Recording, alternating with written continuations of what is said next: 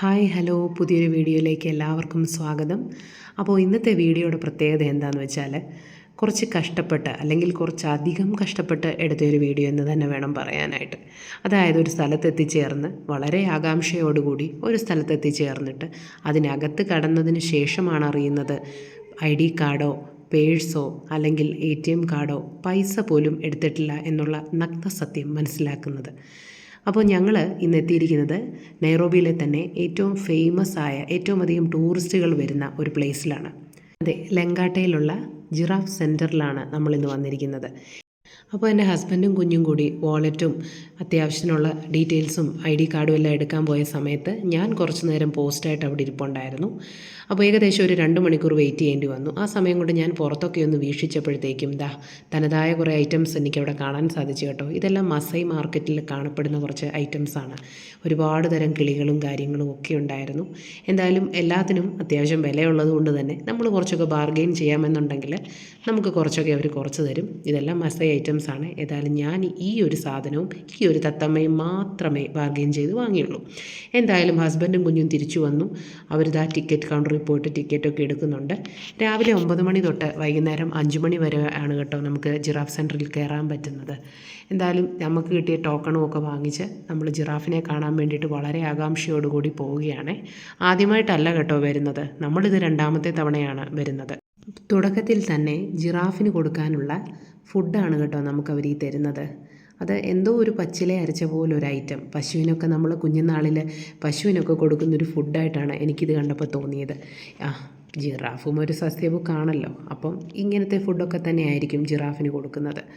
അപ്പോൾ ഇതൊക്കെ പറഞ്ഞു വന്നതിൻ്റെ തുടക്കം അങ്ങ് വിട്ടുപോയി. നമ്മളിവിടെ വന്നത് തന്നെ ജിറാഫിനെ ഫുഡ് തീറ്റിക്കാൻ വേണ്ടിയിട്ടാണ്. അപ്പോൾ ജിറാഫ് സെൻറ്ററിൻ്റെ പ്രത്യേകത എന്താണെന്ന് വെച്ചാൽ ഇവിടെ വന്നാൽ നമുക്ക് ഡയറക്റ്റായിട്ട് ജിറാഫിന് ഫുഡ് കൊടുക്കാൻ പറ്റും. അത് നമുക്കിഷ്ടമുള്ള ഫുഡൊന്നും അല്ല കേട്ടോ. അതായത് അവർ തരുന്ന ഫുഡാണ്. ആ ഫുഡാണ് കേട്ടോ ഈ കാണുന്നത്. ഈ സാധനം നമുക്ക് ജിറാഫിന് കൊടുക്കാം.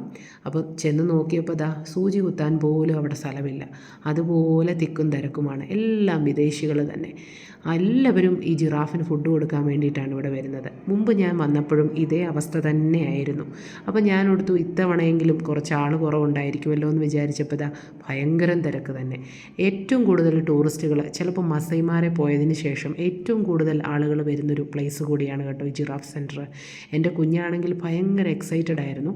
കാരണം അവന് ഭയങ്കര ഇഷ്ടമാണ് ഈ മൃഗങ്ങളെ കാണാൻ പോകുന്നതൊക്കെ. അപ്പോൾ അതും കൂടാഞ്ഞ് ഈ മൃഗങ്ങൾക്കൊക്കെ ഫുഡും കൂടി കൊടുക്കാനുള്ളൊരു ചാൻസ് കിട്ടുവാണെങ്കിൽ ഭയങ്കര ഒരു സന്തോഷമല്ലേ.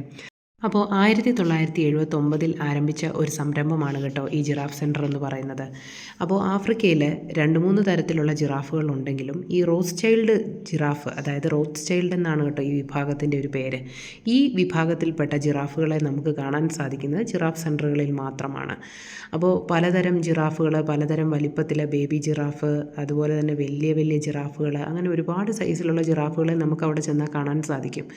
അപ്പോൾ കുഞ്ഞുനാളിലൊക്കെ ഈ ഫോട്ടോയിലൊക്കെ മാത്രം കണ്ട് ജിറാഫ് എന്താണെന്ന് മനസ്സിലാക്കിയ നമ്മൾ അടുത്ത് ചെന്നപ്പോഴത്തേക്കും ഏകദേശം ഒരു ആനയേക്കാൾ ഉയരമുള്ളൊരു ജീവിയായിട്ടാണ് കേട്ടോ എനിക്ക് തോന്നിയത്. നല്ല വലിപ്പം. ഞാൻ എന്നിട്ട് പറയുകയും ചെയ്തു, ഇത് ഡിനോസറിനെ പോലൊക്കെ ഇരിക്കുന്നല്ലോ എന്നൊക്കെ. ഞാനിങ്ങനെ കളിയാക്കിയതല്ല, എങ്കിൽ പോലും നമ്മളിത് കാണുന്നുണ്ടെങ്കിൽ ഭയങ്കര വലിപ്പമാണ് ഈ ജിറാഫുകൾക്ക്. നമ്മൾ ഈ TV-യിൽ കാണുന്ന പോലോ ഫോട്ടോയിൽ കാണുന്ന പോലെ ഒന്നുമല്ല.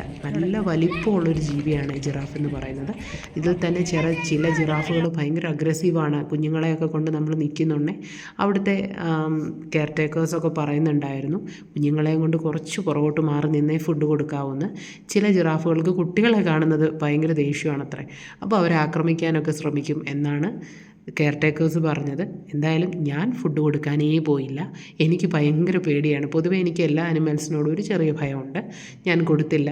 ഞാൻ അടുത്ത് പോലും പോയില്ല. വീഡിയോ എടുക്കുക എന്നുള്ളൊരു കർമ്മം മാത്രമാണ് ഞാൻ ചെയ്തത്. അവസാനം എൻ്റെ ഹസ്ബൻഡിന് ആഹാരം കൊടുക്കാനുള്ളൊരു ചാൻസ് കിട്ടി.